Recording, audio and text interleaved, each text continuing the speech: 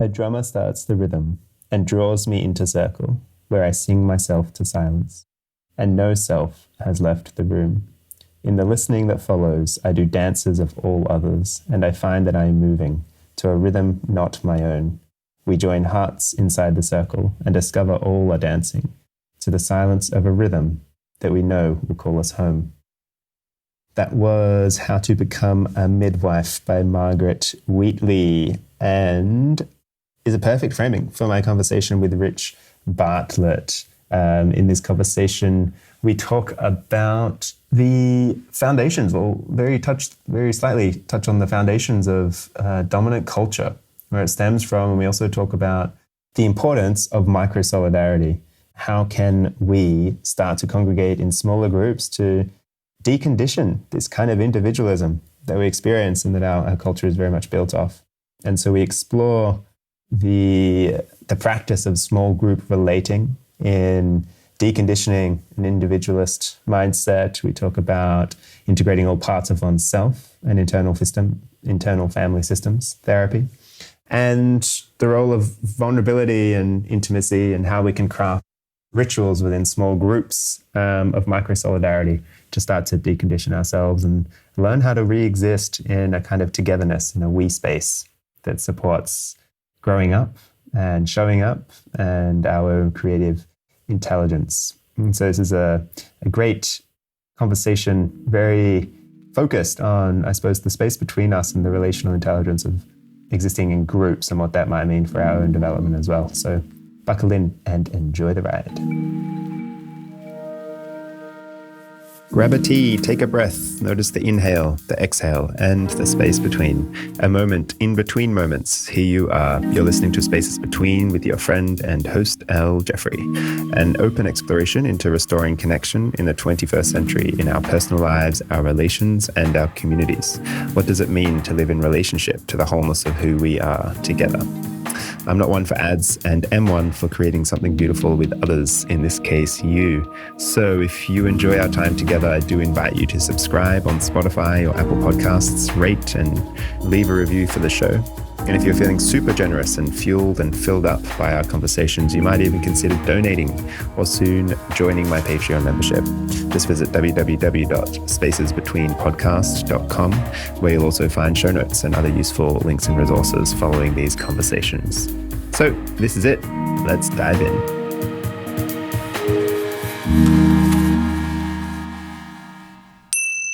Rich, thanks so much for taking the time, as we were sharing before. I know we have plenty of it, but also we have plenty of emotional roller coasters that we're all surfing. So thank you for making the time to sit for a convo. Thanks for having me, Al. No worries. So yeah, we haven't actually met in person yet. This is our first meeting in the 2020 fashion of Zoom, but we do seem to swim in very similar circles in the, I suppose, the integral systems change, social innovation, leadership spaces. And I'm really excited to explore, I suppose, your philosophies and perspectives and practices around an integral model and what it might mean for crafting cultures that are more thriving, more meaningful. But to build context for this conversation, because it is quite a unique time for everybody. And so much of what we explore, whilst it is relevant to this time, it will also be relevant outside of this kind of container of time. But to build context, I'm curious, how do you describe this time, or what kind of meaning at the moment are you making of this unique container we find ourselves? That's a good question. Since sometime in the early 2000s, I started to have these thoughts and feelings about the possibility of, like, say, for instance, the collapse of civilization or the extinction of humans, or, like really apocalyptic thoughts and feelings. And very slowly, I've allowed myself to explore those and to look into, okay, so we know that we're in the middle of the sixth mass extinction. We know that humans are causing it. Are humans also on that list? Or at least maybe humans are not, but are our food systems, our civilization systems, like, are they on that list? And I don't know the answer, but the inquiry has been really, very present for me for most of the last 2 decades, and has really guided a lot of my choices. That is, I'm trying to live in a way where if we did face such extraordinary disruption within our lifetimes or shortly after our lifetimes, that the life that I'm living now is equipping me for living in a state of just extreme, like almost unimaginable disruption. And this little moment we're in now is like, it's a good taste. Okay. We've been locked in our houses for 2 months. There's this real fear about, a genuine health hazard. There's this related fear of how governments are reacting and then how societies are reacting to the governments. I've got friends in Hungary, which is at least temporarily switched into a dictatorship in response to the pandemic. And for a lot of people, I think that's the more compelling threat than the health hazard. So I'm seeing this as a moment to, it's like a practice for whatever comes next. And when I say what comes next, I don't have this perspective that everything is going to collapse and the world is going to end. And, I don't believe that is anything like a certainty. I just think it's a big enough possibility that it's worth orienting to and giving some forethought and some preparation. Mm-hmm. Yeah, I love the idea of, and it also makes it more empowering to kind of treat this time, I feel, as a kind of training ground, a real kind of, I suppose, collective and societal alarm clock to say, hey, there are some very fundamental ways in the way that we relate to each other, the world around us, that we really need to look at. And so I find it really useful to treat this as that practice ground. And I've also reflected on how, the prolonged uncertainty and rapid change in this time, which has really caused a lot of the distress in many ways on the system and on our own psyches and ability to adapt. In a way, that's actually just the state of and the nature of life, actually, when the kind of linear structures that we built to depend on, which are actually quite illusory, when they're no longer here, we fall into actually the change that is inevitable. And so it's kind of a practice ground very uncomfortable one to practice life itself, I sense. So I'm curious, what are the kind of things when you think about that, not apocalyptic, maybe somewhere between utopian and apocalyptic future that might be on the horizon of this or thereafter? What are some of the things that you're thinking or reflecting on in terms of how might we prepare or kind of train for that together and as individuals? I've really almost obsessively in the last couple of months spent a lot of time thinking about what are some of the possible futures that are coming. It's like, it seems to be part of my orientation is to think about the future and tell stories about the future. And when I started to recognize the severity of this historical moment that we're in, I got really disoriented because my sense of what was coming in the future suddenly, it's like there was an arrow pointing forwards in time, and then the front of the arrow just got snapped off. It sort of felt like all bets are off or all plans are off, and I really don't know which direction we're going in at the moment. And so I've been there's a kind of anxious energy in me to quickly try and recreate, like, what could the future stories be? Which angle am I going on? What's our trajectory? Who's on my team? And the honest appraisal of what I've found in that search so far is that it seems like to me that what I'm witnessing is the opening up of more possibilities, rather than we're definitely going more this way or more that way. Like I mentioned, the dictatorship in Hungary. It's like, okay, obviously the rise of authoritarianism has just got a big boost. But there's also, almost the entire workforce in the Western world and many other parts of the world has been given a 2-month retreat. And for many of them, it would be the first time in their adult life that they just didn't have a urgent deadline that they had to go and deliver on, and were given legitimate space to just stop and contemplate and feel and reflect. And I'm sure a lot of people have anesthetized themselves with, watching Netflix or whatever else they're doing. But I think there's a good fraction of people that have been given a moment to reflect, and a little bit of pressure has come off just for a second. I know there's other pressures on them, but still I think just that shift in routine and that shift in tempo makes me very optimistic that people might reevaluate the choices they've made in their life and what freedoms are available to them and how they want to use those freedoms. So I don't have a picture now of like, oh, okay, it's most likely this is the way it's going. Like there's a part of me that's really concerned about the future of Europe. I don't know if Europe's going to make it through this. I really don't. And I don't know if the US is going to make it through this. And I mean, it's pretty obvious to me that the US and the UK are kind of in a stiff competition for last place in the World Cup of coronavirus. Like they're really doing an extremely bad job. And I don't really know what it means with two former superpowers so dismally underperforming. I don't know what that's going to do historically.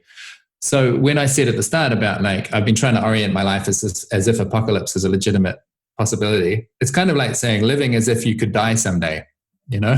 Like, and if you really believe that you might die someday, that has some influence on the choices that you make in the present, you know? So that just means living a life of meaning and purpose and finding whatever leverage you've got within the constraints that you live in to orient yourself more and more towards, whatever your values are or your purpose is or your calling is. Or, you know, like my mum, who, you know, she grew up pretty poor, recent immigrant from the Netherlands to New Zealand, one of those real salt of the earth, working class, solid people. A lot of her life, she's had to work in not very inspiring jobs.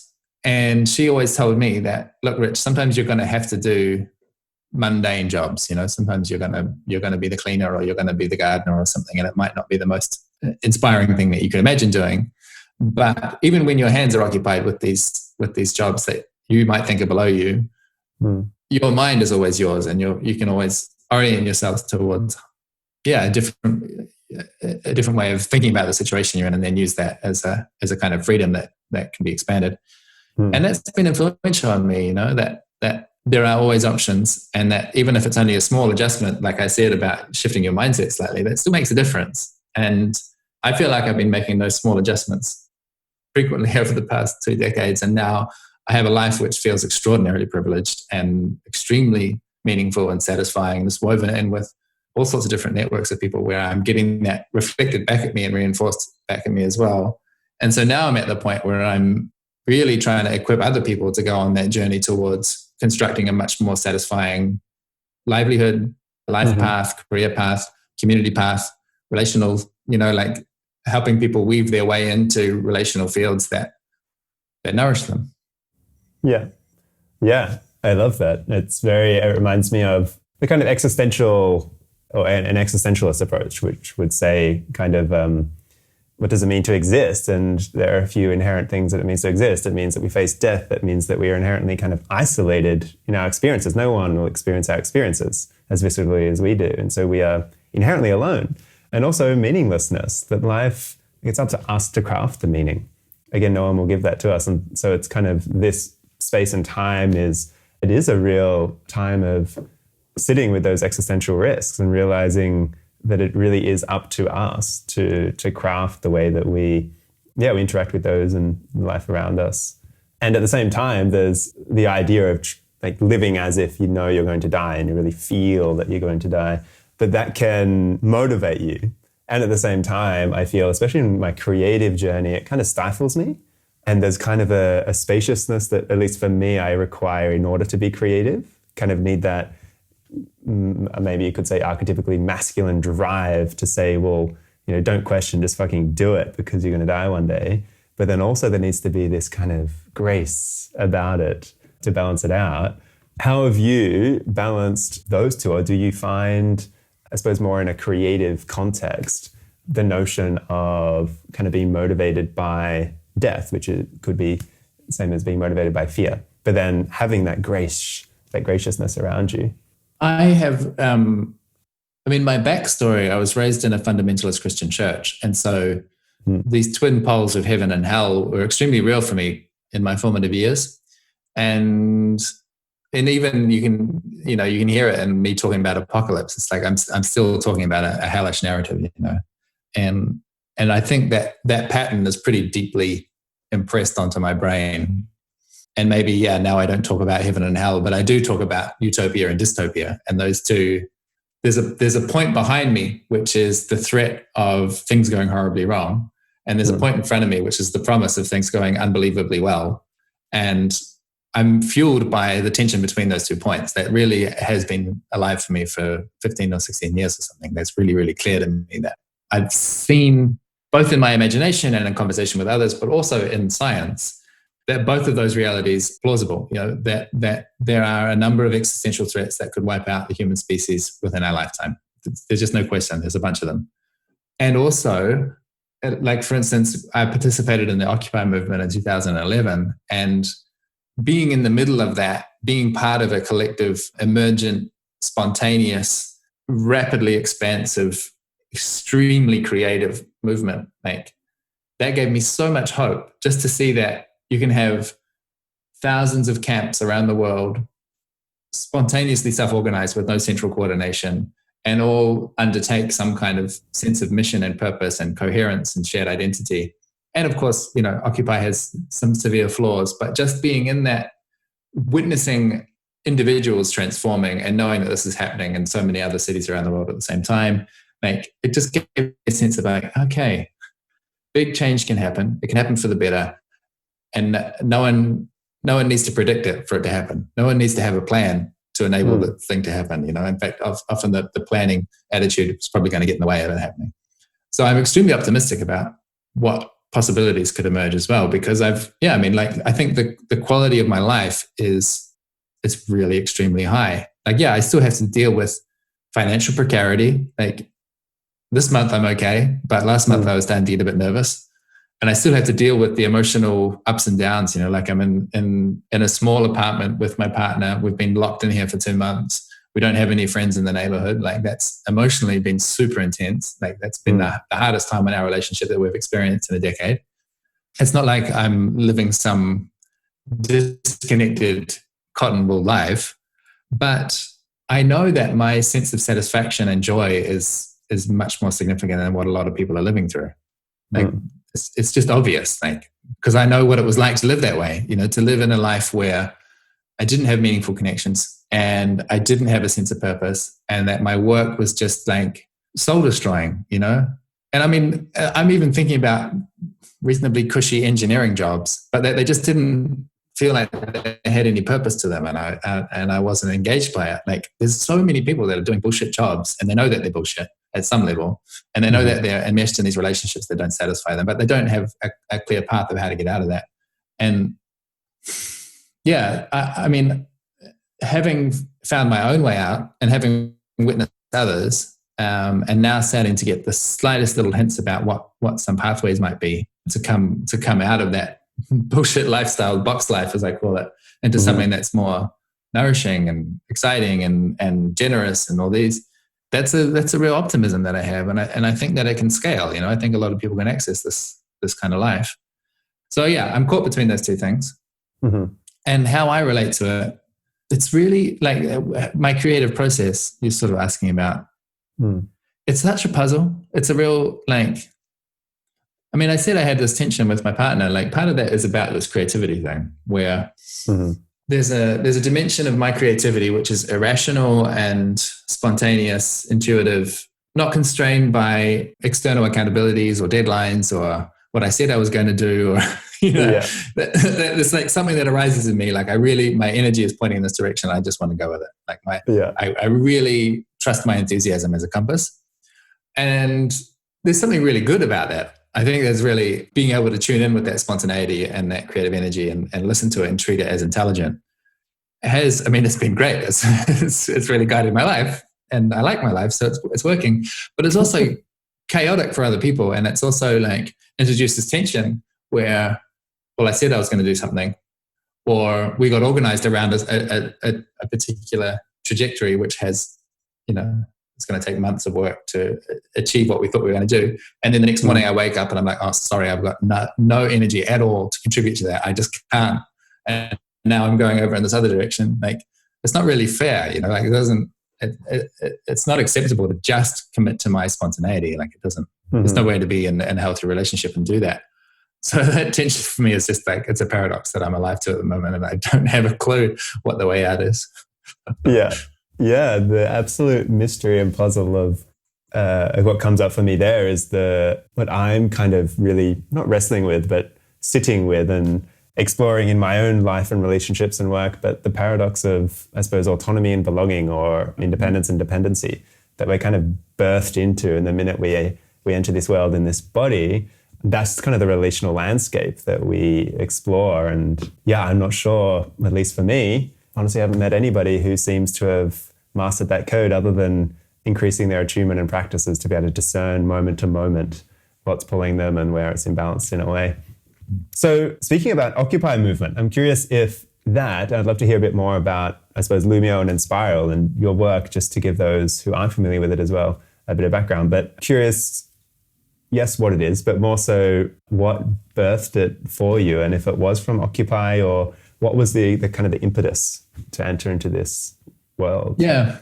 So before Occupy, there was a good few years there where I was really just depressed, lost, nihilistic, confused, disembodied, disengaged, just in the despair and the being washed around. And what was happening in those sort of 4 or 5 years was I was giving up hope, some kind of old paradigm way of thinking.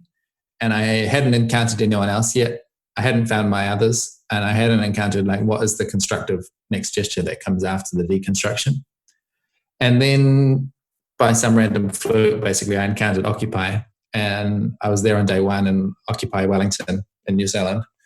And we had a couple of hundred people milling around in the civic square, and no one really knew what to do because everyone knew that Occupy was a leaderless movement, and no one quite, like, how do you start if no one's the leader?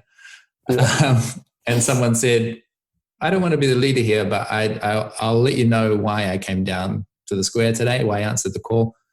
And I'll just speak for a few minutes and then maybe someone else can speak. So a very excellent little facilitation gesture of starting around gently. And they spoke for a few minutes, and the next and the next and the next person. And it was extraordinary for me in that first few minutes. I never spoke, I just listened. But it was extraordinary to realize, like, these are citizens. These are people who share some of the same bioregion as me. I've never encountered them unmediated before. And they are all, like, everything that people shared was really, really deep fear or really, really deep grief. Like, I came down here today because I lost 3 of my family members to gang violence. Or I came down here today because I'm so frightened of the threats to our human habitat and the inadequacy of our governance systems to address those threats. And just like one after another, everyone shared like why had they answered the call to Occupy? Because they just thought that we're on a collision course with a really hellish future. And that blew my mind. And so then I decided to stay. And over the course of a couple of weeks, we self-organized a village of a few hundred people living in the middle of a city with everyone's needs being met, no money changing hands. You know, like we had a website where we'd list kind of things that were nice to have. And I remember within a few hours of launching the website, someone came down. We said it would be great if we had renewable energy. It would feel much better if we had renewable energy rather than using this generator. And within a few hours, someone came down with a windmill and a battery setup, you know. Wow. So I had this experience of the abundance gift me thing. Yeah. And there's this kind of 2 poles of it. One is the emergent, spontaneous, uncoordinatable nature of it, where you have this happening in hundreds of cities around the world simultaneously. And it's obviously that there's no singular human intelligence that's having any kind of management and influence on that. You know, like depending on your cosmology, it's either a collective human intelligence or it's some kind of like divine intelligence. One of those 2 things was managing, or us at some properties of complex science and physics. Either way, I don't care. There's something there that was much bigger than individual that was orchestrating that movement. And then the other pole is like at the local scale, this very intentional, very coordinated, sitting in circle, practicing consensus, taking hours if necessary to listen to each other and to try and construct shared understanding and to treat every voice as if it were important and to listen to every concern and try and integrate concerns and use those dissenting voices to improve the quality of our sense-making and our proposal-making, our decision-making. Both of those halves of the equation were just unbelievably inspirational for me because I'd never done consensus decision-making before. I'd been working in an engineering firm, which is very top-down. I was at university, which is very top-down. I was in this fundamentalist church, which was very top-down. My family is not like, you know, they're not nasty, strict, brutal people or anything, but it's still a top-down, you know, they inherited a traditional model of the family as well. And then suddenly there was no top-downness to it anymore. There was no triangles. Everywhere I looked, there was just circles and networks. And that completely exploded my mind and my heart, and that's what gave me hope for the future. And I attributed a lot of it, it was obvious that it was only a partial gesture, because I knew that I could invite some of my friends to come down to the encampment and expect them to roll with it and have a good time. But most of the people that I know, it's like, you're not gonna want to enter the space. It's too radical. It's too marginal. It's too weird for you. Mm-hmm. So I knew that it wasn't the end of the story. Like, everyone will join Occupy and then, the world will be transformed. Like, I knew that wasn't going to happen. But I did have a sense that there must be some modules, some patterns, some culture, some practices that animating the Occupy movement that could be extracted and recontextualized into other places.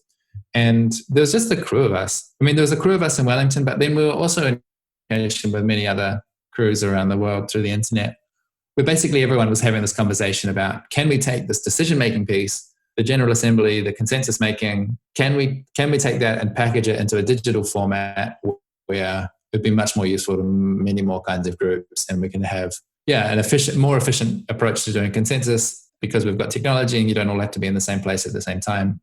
Could we do that? And that conversation was kind of flourishing in many different corners of the world at the same time. And the reason that we went somewhere with that idea where all the other ones kind of ran out of energy was because a bunch of us from Occupy Wellington happened to bump into some people from Enspiral. And Enspiral, being a community that was very strongly rooted in Wellington, is now more distributed around the world.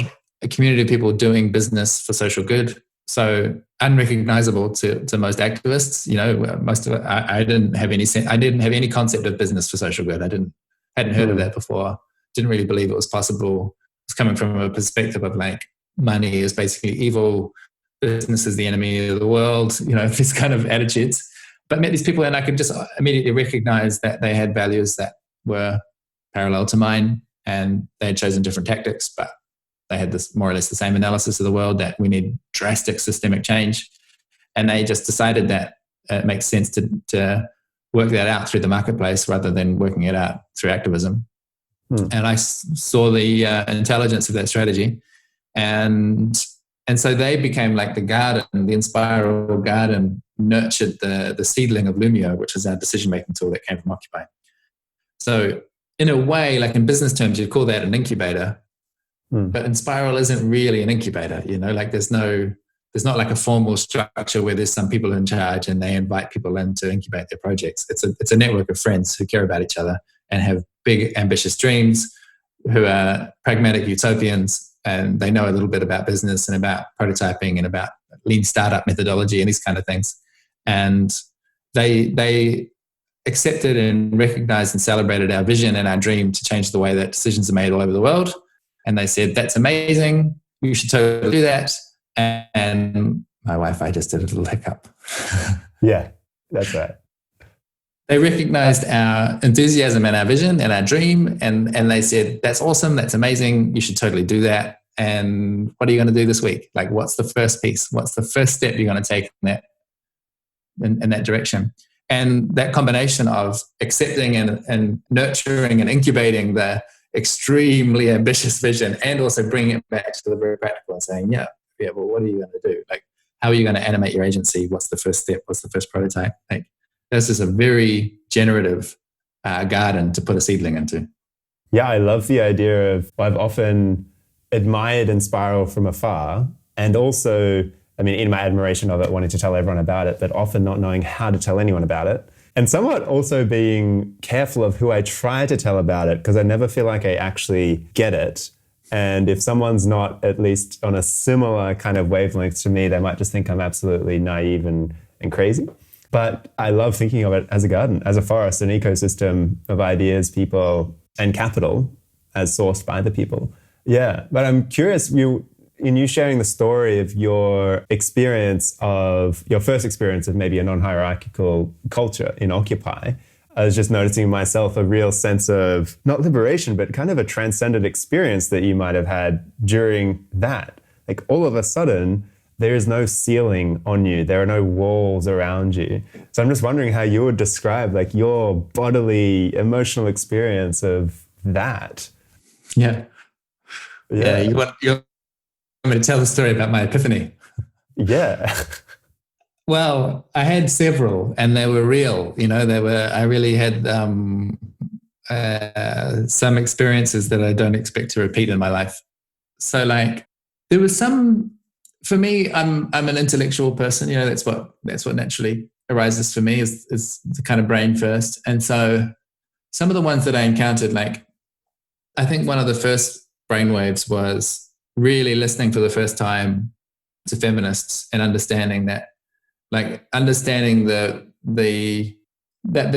feminist complaint about sexism and about the domination between genders really is the root cause of all of the domination that we see in the world across all the different axes of power and equity. Like that, the relationships that we encounter in our family and our homes, then we go and reproduce them around every other context. And like what we learn, the gender socialization that we learn as babies then becomes a template that we'll reproduce in, like, okay, we encounter someone from a different ethnicity or something like that, and we'll say, like, oh yeah, how do we rank you in this hierarchy, the hierarchy that we learned of gender? Like that completely blew my mind to start to get a little taste of, like, the wisdom of feminism and the injustice and the vision of transforming that injustice.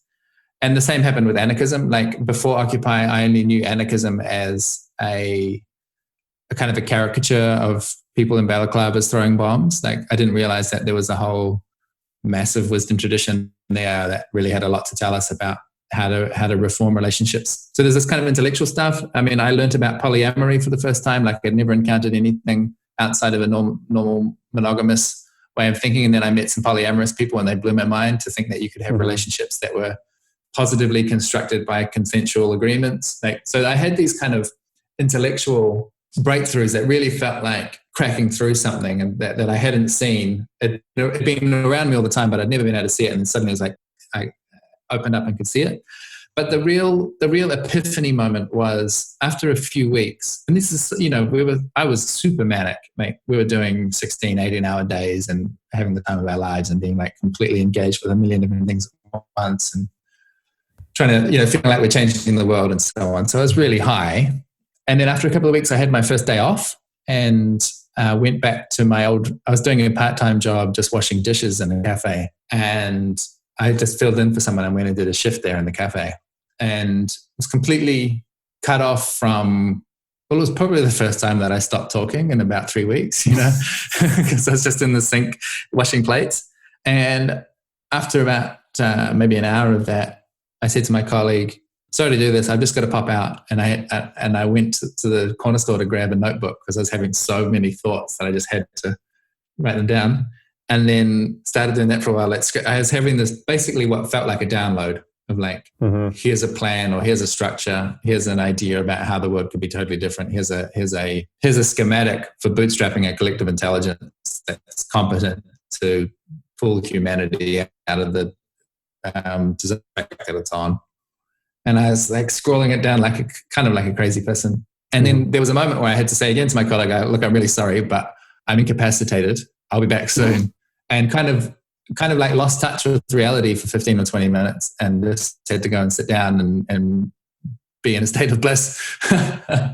So I don't know what the clinical term is for that situation that I was going through, but that was the kind of culmination. That was the avalanche moment of just really feeling all of my senses switched on. And I feel like basically I got so high during that process, not just that moment, but a couple of months around Occupy, that I haven't really come down. I've just been sailing from one updraft to the next and to the next and to the next, and feel like I'm just getting higher, really. Yeah. Oh, what a way to be. Yeah, in many ways, it sounds like, I'm really curious about obviously the intersection between community and identity, or belonging and identity, ourselves and how they show up in relationship, and how obviously in Occupy, the ways that the selves in the community were relating were in such a way that had you experienced that as epiphanies, that had you feel maybe freedom in a way that you'd never felt before. And therefore these visions and downloads, and you could say your kind of creative potential was really coming through in being in a collective now that had such a way of relating that allowed that. And so in many ways, it sounds like that's now just become your kind of work in the world, is to understand how can we create those collectives that hopefully enable a kind of individual and collective potential to be the natural outcome of that garden, so to speak. Yeah. Does that sound representative in a way? Yeah, it's nice because it's been a while since I've told that story. Yeah. And, I'm a little bit shy about it because it's like there's a way of looking at it, which is this kind of spiritual awakening moment, which a lot of people don't want to hear about. There's another way of looking at it, which is this kind of psychological imbalance where I got close to the edges of my manic depression. There's different ways of looking at it, which don't sound particularly attractive. But for me, it was just so potent and so animating that, I do want to, maybe not to that same extent, that people get incapacitated, but that this concept that everyone by virtue of being alive is born with some brilliance in them. And that for most of us, that brilliance is just a little flame and it's smoldering along there. And the only way for that flame to really reach its full brightness is for other people to blow on it and to feed it and to encourage it. And that sometimes that you who's carrying the flame are going to have to push those people away and say, get the fuck out of me. This is my business and I'm tending to the flame. And there's this complex relationship, like you say, between the independence and the interdependence. And no one's got a recipe for how do you find that balance between doing it on your own and being supported and nurtured and nourished by others. That I really do believe in the brilliance of people, and that for the vast majority of people in this current age we're living in, probably most of that potential is sitting there idle and not really being engaged. And so because it worked for me, I'm just assuming it's going to work for some other people, that there's a way of being in groups that helps everyone to inflame their passions and their values and their sense of agency and their ability to do stuff in the world and to be there for each other and to enact a much more beautiful way of being in the world. But because it worked for me, I'm just assuming that other people might want a taste of it too. And when I say that people have this brilliance in them, I think that for most people, that brilliance is going to be something pro-social. Like, I don't think there's that many people who are brilliant at, whose natural brilliance that arises is this like selfish, bitter, violent, hateful kind of project. I think most people, it's like, I'm watching this series on YouTube at the moment, this man single-handedly rebuilding this 150-year-old boat, this wooden boat. And it's like, that's his thing, right? He's just so passionate about building this massive old boat and spending hundreds of hours on it and documenting the process. It's like, that's the kind of thing that I just love to see, that people encounter what their passion is and they've got the conditions where they can just give it all the life that it needs. Yeah. And I kind of relate that to, you said something earlier, which I really liked, what was it? Basically enthusiasm being your compass. And I suppose like the relationship between pleasure and purpose and presence in a way. And that when someone is really in their pleasure or following their enthusiasm and therefore their kind of creative potential is pouring through them, it's a very hard equation to mean that the outcome is negative for those around them. As a way to explore how we might go about creating these environments or these social spaces for this kind of creative and collective potential, I thought it would be great to explore your micro-solidarity proposal. And to begin by just explaining, I suppose, the nested circles and your breakdown of dyads, crews, congregations, and assemblies, but then maybe to just go through it, starting from the inside of the circle to the outside and really, talk practicalities and also philosophies. Yeah, cool. So I guess even before getting to those nested circles, there's a premise, which is like, obviously the world is extremely complex, and I don't believe that my perspective is the right one. I think there's lots of really great perspectives out there, and I really believe in this idea of like root causes. That there's a lot of different things happening in the world that look unfair or suboptimal in some way, and that we'd like to improve, but that we don't need to address all of the symptoms. That we can find, with the right kind of analysis, we can get closer to the roots. That's what it means to be radical, is to look at the roots and get into the root causes of like what's causing these troubles. And so, like I mentioned, feminism. So for a lot of feminists, they think the root cause is about gender inequities, and so they're working there. Maybe you're a Marxist and you think it's about the relationship between labor and capital, and like we really need to sort that out. And once we do that, once we have fixed that inequity, then everything else gets fixed. We fix the environment, we fix our family relationships, and so on. And I guess I'm looking at a slightly different root cause, and it's the bit that I've been drawn to is this question of, individualism versus relationality and pluralism.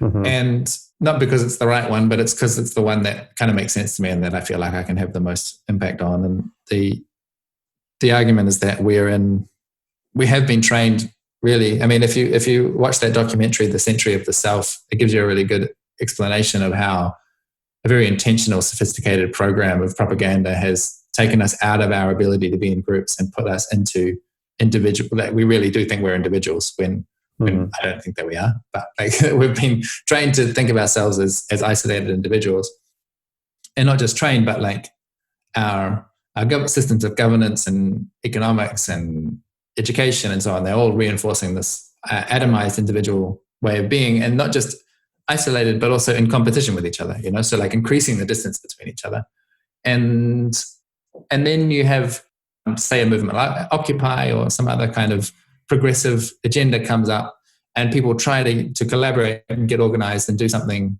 as a group, especially as a group of equals, like a non-hierarchical organization. And time again, those groups fail. Like they are really difficult. They're really stressful. They're really conflict ridden because, in my view, people are lacking the conditioning for being in relationship. Like we've been conditioned out of our relational inheritance, and we just find it really, really difficult to collaborate. And so I really believe that, like, if we're going to make massive positive changes in the world, that's a project for groups. It's not a project for individuals. And so we need to strengthen our muscles of groupishness. Like how do we function as a collective rather than as an individual? Like how do we deal with our egos and with the power dynamics and with the conflicts and all those like difficulties of you've had all this conditioning to tell you that you're an individual, and now suddenly someone's telling you to be as a group. It's like how do we support people through that transition? So that's kind of the premise. And the way that I've been looking at it is in these the nested circles you mentioned, which is just to look at groups and to, just for argument's sake, name some boundaries at different thresholds. And I do it by size. There's other ways to do it, but the first circle I call the self. And even treating the self as a group, I think, is a really useful lens. So I was kind of heading down this track already, and then I found out that there's a whole big body of work which I still have to catch up on. But there's a thing called internal family systems, which treats the individual as a collection of parts, and you can address the different parts of yourself as if they each have a personality and they each have needs and desires and fears and so on. And that someone who's really distressed or anxious might just have parts that are out of alignment. They're not having a sweet, easy. So the internal family systems therapy is about attending to those parts and saying, hey, you belong here. So like in my case, dealing with this pandemic in Italy, I've had some very fearful parts coming up because I'm isolated here. And for the first couple of weeks, I tried to just disown them and kick them out of the collective and say, oh, I'm not feeling that. I'm not hearing that. It's not necessary. It didn't work. It put me in a real state of dysfunction and cognitive dissonance. And when I allowed my fearful part to be part of the team, to say, hey, what's going on there, buddy? Like, how do you feel? Where does that live in your body? What do you think the worst case scenario is? What do you need? Like once I actually attended to the feelings and needs of that part, then it wasn't so bad. It's like, oh, okay, you're fearful for good reason. You're not going to die. Everything's okay. I can manage that now. But I had to stop trying to kick it out and welcome it in to belong with the other parts of me. So that's just one frame for thinking about how your relationship to yourself affects how you show up in a group. Because if I'm showing up in a group with all these unacknowledged fears, if I can't be honest to myself about the fears that I hold, then I'm going to project them outwards and make them someone else's problem and really misbehave and cause a lot of drama. So then the next, so it's like you could. And then it's like trying to, I suppose that shadow work is the unacknowledged and unintegrated aspects of oneself. We then, end up projecting into relationships, and it comes across in these, whether it's frustration or anger or all of these unpleasant ways. And then the cycle continues because, of course, if we treat people in relationship like that, of course, they're going to possibly feed back something that we're not going to find so pleasant as well. And so it just kind of ends up being this cycle. So I really like the idea of really treating yourself also as a community. like thinking about yourself as a community of selves. I love that idea. Yeah, I say sometimes that there's all these different personalities that are sharing custody of this body I call me. Yeah. And there are people, and you could be one of those people that spends your entire life really just pursuing that track of becoming a more integrated, more wholesome self. And there are whole bodies of work and practice around that, and awesome. Like the work that I'm doing with micro solidarity is not to reinvent those practices or to claim them for my own, but just to put in some signposts and some containers to say, hey, there's work to do over there. Like I've just heard about internal family systems. It seems pretty great. Go and have a look at that. That's a great body of work, and it's waiting for you. So then the next step up the ladder, I call the dyad, which just means two people, right? So there's a just amazing thinker, activist, scholar, lawyer, Rian Eisler, and she wrote some really influential books, which I'm embarrassed that I was so late in coming to them. I wish I had read them earlier, but like especially the foundational one was called The Chalice and the Blade, and the more recent one she's got called Nurturing Our Humanity. And she lays out a theory of history, really, which just applies this lens to the world where she says you can use this both for looking at large-scale social systems like, civilizations or nations or countries or small-scale like families, interpersonal relationships, that sort of stuff, which she has the spectrum where on one side you have domination and on the other side you have partnership. And she uses this partnership domination lens to really interrogate, relationships at all scales. And I find that extremely, extremely useful and really cuts through a lot of different political movements in a useful way, and philosophical movements too. And so if you just think about the dyad, if you just think about two people and you apply that lens, it's like there's ways where you and I can relate to each other in a spirit of domination, where I'm trying to enforce my subjectivity onto you and to collapse your subjectivity and encourage you to give up your agency and your wisdom and just replace it with mine, or that I will try and get you to submit to me and like elevate my ego and my stature and my rank and so on, or that we can have this competition where we find out who's the strongest, the coolest, the most masculine, or whatever, metric that we want to rank ourselves on. Like we can get into this ranking dynamic, or we can get into a linking dynamic, which is like, okay, we're different. And how do these differences become distinctive competencies? Like how do these competencies come together so that the two of us add up to something more than what we had as two individuals? And that's more like a partnership. We're allowed to be different. We don't have to be dissolved down to some common denominator and pretend we're the same, but we are relating to each other somehow horizontally, as if we're both important, we're both dignified, we both have voice, we both have agency, we both have wisdom. And at the scale of the dyad, you know what that feels like. You know when someone's trying to dominate you, and you know when you encounter someone that seems like they want to partner with you, that they are exploring something with you, and that you're a valued part of that interaction. And so that's the second scale, is that you can basically be practicing any relationship that you encounter. You can be pushing it more towards domination or more towards partnership. And that's a practice that, again, you can, read Rian's books and other, this is pretty much the domain of most anarchist work as well, as like examining how people tend to dominate each other and how you can come out of that. Like, again, the whole body of work there to go spend a lifetime on. Yeah. And also, polyamory and many others, authentic relating, and maybe I'll put a couple in the show notes. But before we move to the next, I'm curious if you feel, in my work, it's very much about obviously returning wholeness to self and society is kind of my big exploration. And the fact that integrating those parts within ourselves, we actually require community and others to mirror us in ways that we are maybe disintegrated, and also to hold us through the vulnerability of recognizing we're disintegrated and then reintegrating. And in your experience, would you say that at that dyad level, the one-on-one is maybe the most efficacious or the most effective, most supportive level of relationship to do that deep kind of deconditioning and reconditioning work, like in close, intimate relationship with it? I think the dyad is the first place that I, and probably many others, encountered intimacy.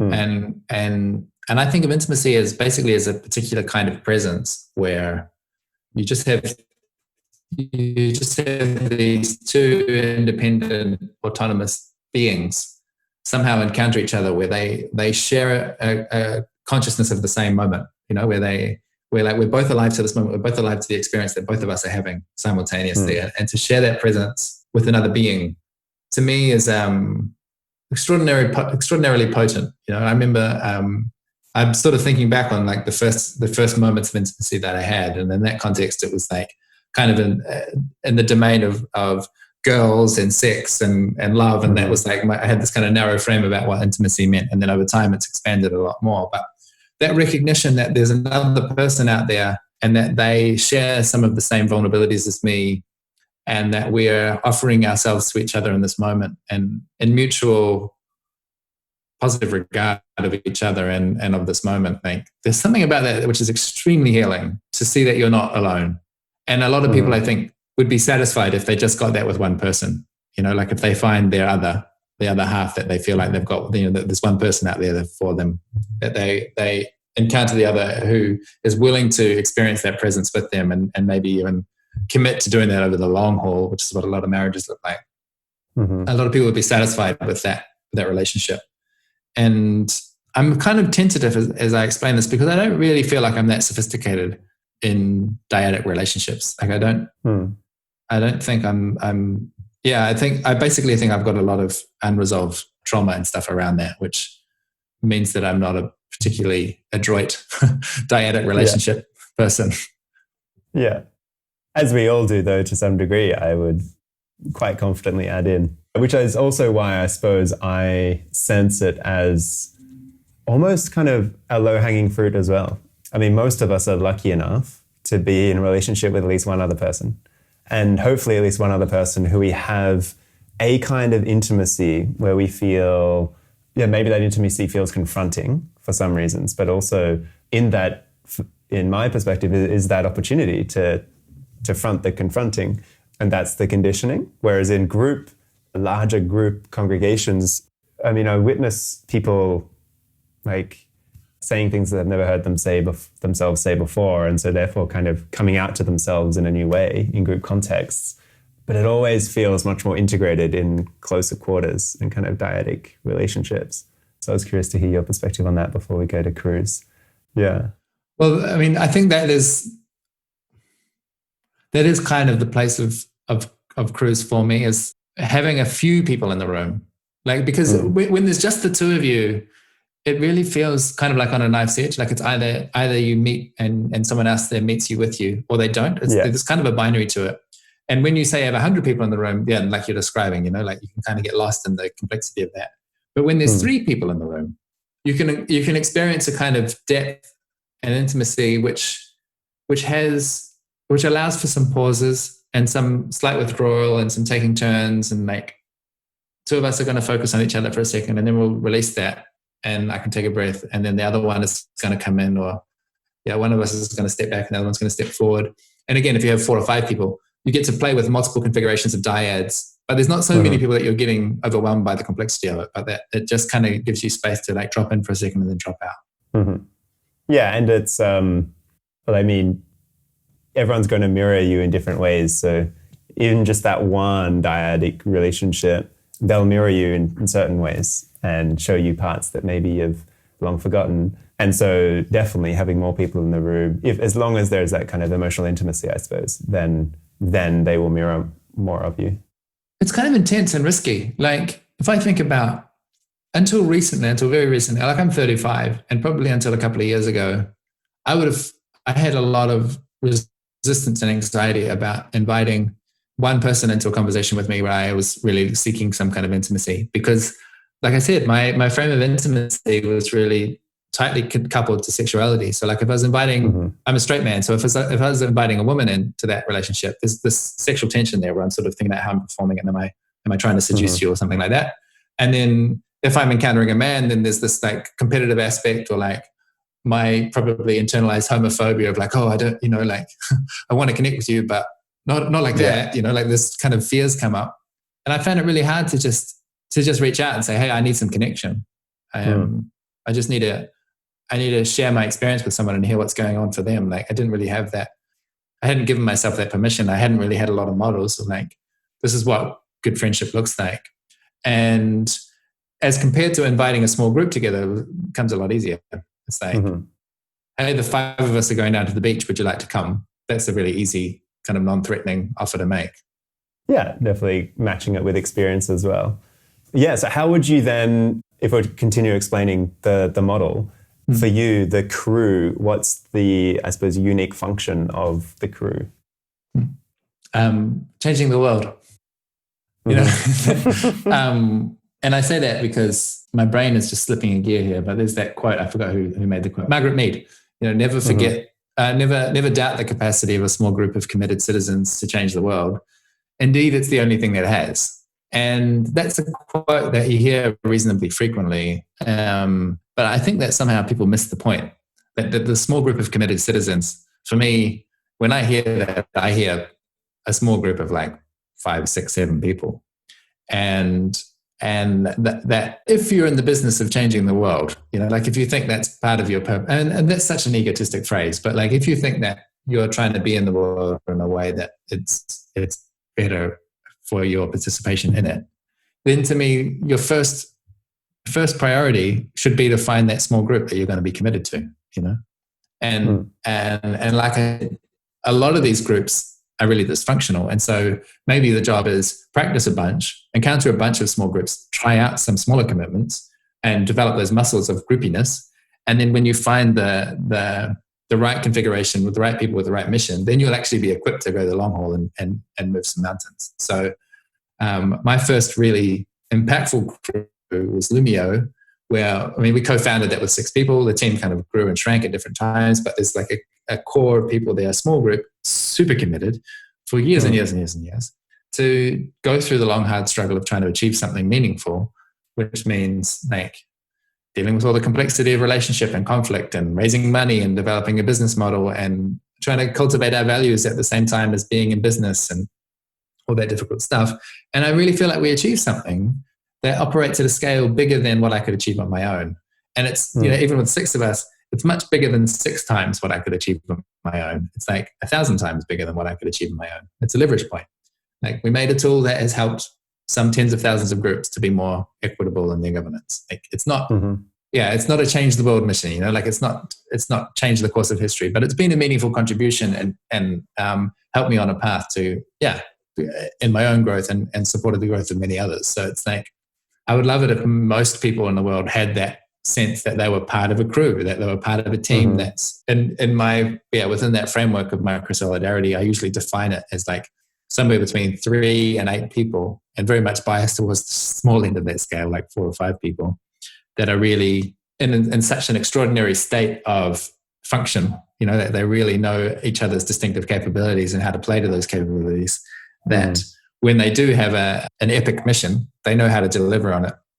And mostly at the moment, it seems like as this framework is kind of percolating out into the world and people are responding to it, it seems like mostly we have to work at that scale in more like the practice arena, less in the like, okay, we're going to develop a product or do a campaign or, you know, launch this new big venture that's going to take 10 years of effort or something, and more about, I want to practice being in a small group of care where people are just going to check in with each other emotionally every week and care for each other. Or I'm in a small group where we're going to take an online course together and we're going to learn something that's relevant to our shared interests. Or we're doing some kind of personal or professional development. Like that seems to be where most of the energy is for now, that people just want to practice togetherness, practice extending that intimacy to encounter 5 or 6 people, practice doing that relational thing. And my sense is I want those groups to start developing their groupie muscles. And then at some point, you know, not just be encountering each other and being addicted to the we space, you know, like how good this connection feels, but then doing something out in the world that makes it easier for other groups to then coalesce and find their bliss as well. Yeah. And I think it was in the proposal you mentioned the importance of creating that emotional intimacy before kind of economical intimacy.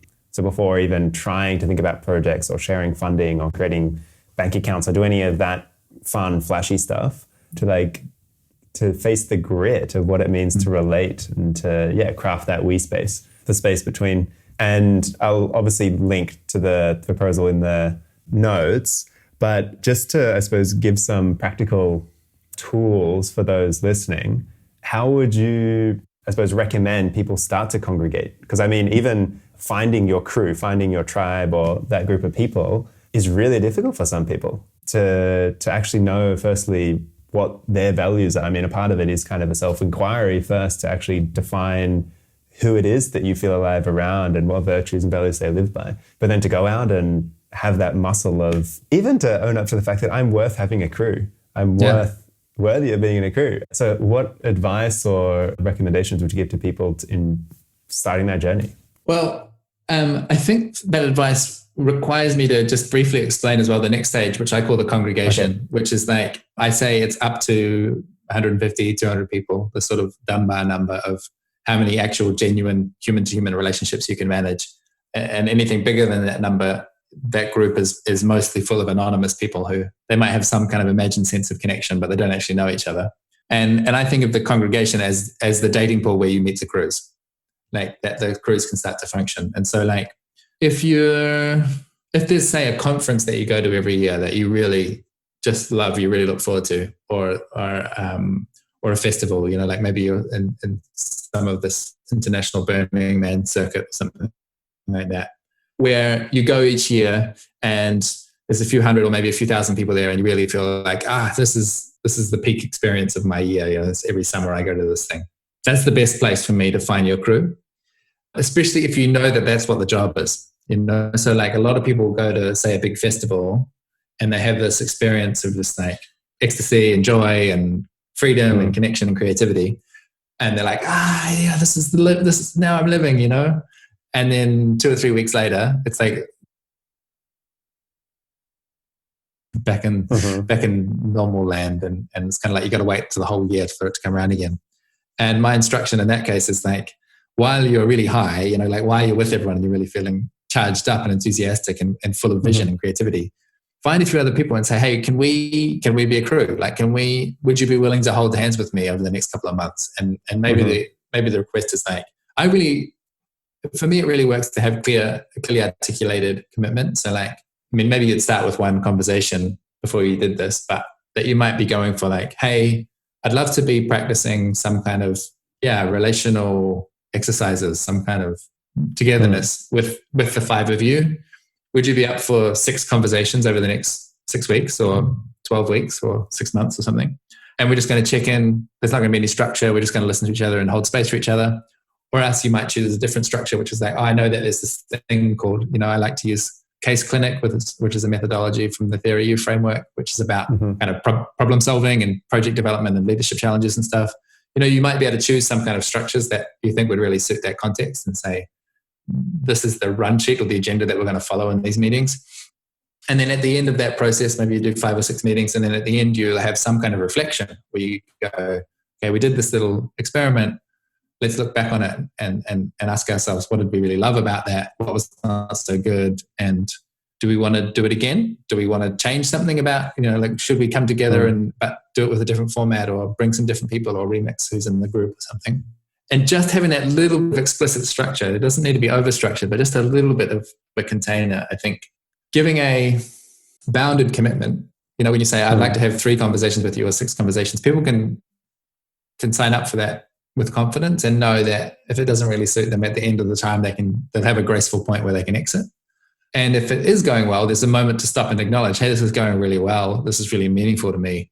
I want to commit more to it. I want to share this with others, or I want to go deeper. I want to, instead of just talking about our emotions, I really want to now get into the work and like look at how we can support each other to do more purposeful work in the world. Or, that you have, by having this reflective cycle in there, you've got opportunities either to disengage or to kind of escalate the depth of connection. Mm-hmm. Yeah, and it really, by having some kind of structure or activities even, whether it's a book club or something, it kind of lowers the barrier to entry and it doesn't feel as vulnerable in a sense. There's some content that we're doing, and I always think of it as kind of a knitting club. My grandma used to love knitting club, not because of the knitting, but because of the conversations around the knitting.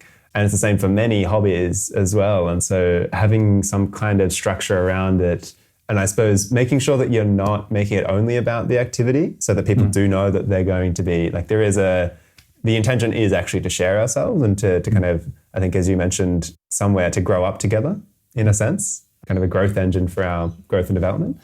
But to pair it with an activity kind of makes it feel less daunting, I suppose, as well. One of my best experiences with the crew was just doing an online course together, because there's so much amazing content online. You know, we're really brilliant people who have constructed their knowledge into these like videos and exercises.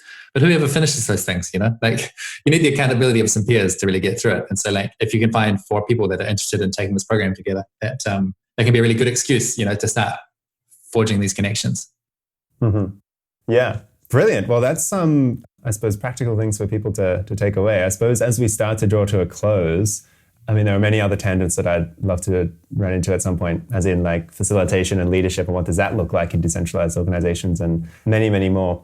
But as we start to close, and I suppose to make it relevant for this time, again, kind of noting as well that this time means all time, what would be some invitations that you would offer to people as a way to start to come home to themselves, and then also start to tend to the relationships around them, maybe at the crew level or the congregate level? What would be some invitations? That's cool. This idea of starting your crew, part of the reason that is really like a hobby horse of mine at the moment, like the reason that I'm so insistent and obsessive about saying, hey, this is the place to work, is because the model I have in my mind of what social change looks like, the kind of social change I'm interested in, the best metaphor that I have is like a dinner party, where you know what it's like to have a really amazing dinner party, where the quality, the hospitality and the conversation and the connection and the fun and the pleasure of it is just so rich, you know, it's so nutritious. And the thing about a dinner party is it doesn't work with 500 people. That's a completely different thing. Maybe it's a banquet or something else. But like a dinner party is maybe 5, 6, 7 people. And once you have a good one, you know, the job is not then to invite 100 people over. The job is like to notice like, wow, I love it when this host invites me over and provides this hospitality for me. I wonder how I might be able to do that too, and how I would do it slightly different and in my own way. And so like, I want to be in a social change movement where everyone who's participating feels like they have the competence, the confidence, the resources, the abilities and the access to be able to host their own little dinner party. And I mean, sometimes it literally will be a dinner party where you're inviting people to have a good conversation about some kind of social change. But what I mean is that that the kind of leadership that we're looking towards is the kind of leadership which is the person who says, hey, would you like to come over for dinner? You know, that's nurturing and attentive and very small scale and humble and quite mundane, but that people are willing to take that little risk to be the one that says, would you come over? You know, and that other people are willing to receive that invitation and say, yes, that's very kind of you, even though I don't know you that well. I'd love to just jump in for a minute. And then maybe they'll get attracted to it and start their own. So I love the hospitality metaphor for like how I see leadership working in social change. And then the other invitation that I have for people is about, again, just like universalizing my own experience. I've got, like I mentioned, Occupy and feminism and anarchism and so on. And these are all within the broad church of social justice. And that is generally, social justice is pretty locked into a postmodern analysis of the world. And it has some, to my way of thinking now, some pretty severe limitations. That there's some framings that tend towards this orthodoxy and heresy dynamic. And I'm really awake to the limitations of orthodoxy, having come up through a fundamentalist church. And so the other invitation is really for people to explore their relationship to heresy and to think about like what kind of images or messages that they see on social media really trigger their heresy button, that really say like, this person is a demon, you know, that this person is the devil incarnate and he's evil, and I must move to reject him and excommunicate him. Like I must shame him and call him out and isolate this threat to our community. Like, notice in yourself when that intention arises, because it arises a lot with anyone that is participating in the social justice sphere, and work with that. That's my invitation, is like work with that heretic orthodox polarity and see what you find there. And for me, what I found there was I encountered this work from Hansi Freinacht, a book called The Listening Society, which opened me up to this world of what they're calling metamodern philosophy, as in the thing that comes after postmodernism. And that's been extraordinarily generative for me to go down that path. Other people will take a different path. But I think it's really important that we allow ourselves to explore our edges and get beyond the limitations of, there are things called enabling constraints, but then there are other things which are just constraining constraints. And we need to be able to have the discernment to test which one's which. And that's a real personal job to go like, which of these triggers that are coming up in me are ones that I can work with now and loosen up on. And that's a job you can do, anywhere that you've got a connection to Twitter, you can just drop in and find a triggering conversation and work with it for yourself. Great. Oh, yeah, that's some lovely homework for all of us. Alchemizing triggers into transformation, or micro contractions into change. Brilliant. Are there any, where can people find you? Obviously, we'll put links to Lumio, Enspiral, Micro Solidarity, and your Medium. I've loved, and thank you so much for all of your openness and sharing as well. Really open sourcing a lot of the back end of even your cultural operating models at Lumio and Enspiral. It's really when you're speaking about that, although maybe Lumio hasn't absolutely revolutionized society, it's definitely touched thousands of groups of people doing wonderful things. But then also the ripple effects of you sharing a lot of your operating models have touched many, many more. So thank you. And also I'll make sure I link it in the notes. Are there any other ways that you would encourage people to connect with you, or that you'd like people to connect with you? Yeah.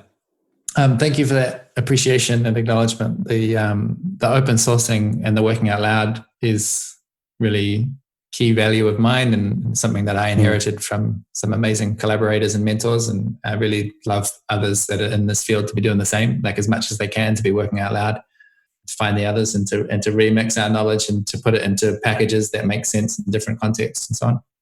Now, for people to connect with me, it's kind of a paradox. There's a part of me that is very egotistical and loves to create many new connections. And then there's another part of me that gets overwhelmed with connection and retreats and has a whole bunch of anxieties about all those emails and things. So what I'm finding at the moment is I'm having an awful lot of fun on Twitter. So if you want to engage with me publicly on Twitter, then that's fun for me. My username is Rich Decibels. We're having excellent conversations over there with really cool people. And then any kind of deeper engagement than that, go to my website, richdecibels.com. It links out to all the different projects that I'm working on and the stories that I'm writing, but it also has some quite precise and anal instructions about how to contact me, which is basically just about categorizing. If it's about this, go here. And if it's about that, go there. Yeah. And maybe the last thing on that I'll say is another invitation is we've just started this thing we're calling Micro Solidarity Practice Week. And it's a 5-day short course program that we're doing with online calls or live calls. And it's an opportunity to just experiment with some of these practices, meet other people that are interested in this stuff. We just filled up the first program. We've opened up a second one in June. There's probably going to be a lot more of them coming. So you can learn about that at our consulting and training website, thehum.org. And I'm curious to know who's listening to this, and send me a ping on Twitter. It'd be really nice to feel more connected to whoever's connecting with Al over here. Yeah. Lovely. I'll put everything in the show notes, as well as a couple of the books that you mentioned. Again, thank you so much for taking, or also making, the time. Sounds like you obviously design your time quite well. So feel privileged to slot in there. And yeah, I look forward to staying in touch and seeing what threads come of our conversation, and possibly having more conversations in the future. Real pleasure. Thank you for inviting me. What questions are still whirring inside for you? What landed and rung loudly for you? Let's take a moment. Thank you for joining me for another life-affirming and enriching conversation, each one a light, a torch to guide us on our path to being in right relationship with ourselves, those we walk with, and the ecologies we are very much a part of. I trust this has gifted you something to place in your toolkit to support you in your journey and your leadership. Make sure to connect with me and leave any comments on my Facebook or Instagram page at @ljeffrey, and check out the links in the show notes. This show is completely funded by listeners just like you, so if you feel generous and wish to be part of nourishing these inquiries that we're exploring together, you can leave a once-off donation or soon subscribe to my Patreon membership. Show notes, resources, and donations are all at www.spacesbetweenpodcast.com. Until next time, remember, we can't rush our way back. Notice connections and tend to the sweet, sweet spaces between. Lots of love.